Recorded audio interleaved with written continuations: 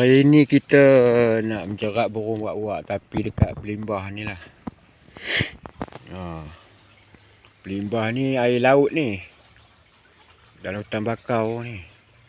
Tapi sampah banyak lah.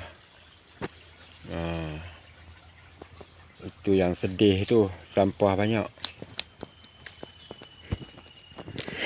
Ini tu.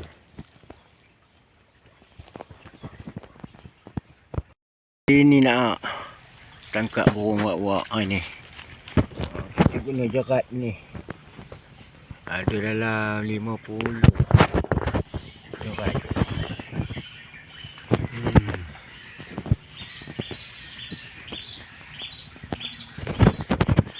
Kita pakai ni loudspeaker ni.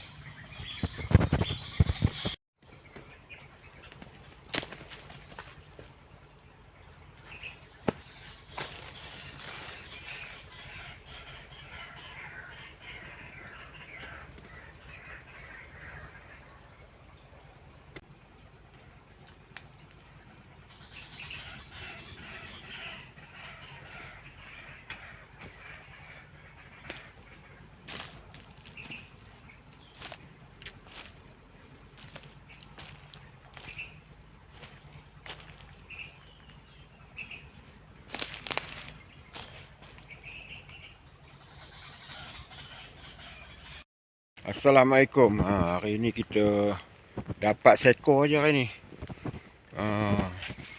Dah dapat seekor, dia terbelit pula dekat tengkuk dia. Lepas tu cadang nak buat denak. Dia jadi umpan. Lepas pegang-pegang, terlucut, terus lepas. Tak ada rezeki. Ada rezeki tapi terlepas tadi. Tapi tak apa. Lain kali kita cuba lagi. Okey, assalamualaikum dan salam horas.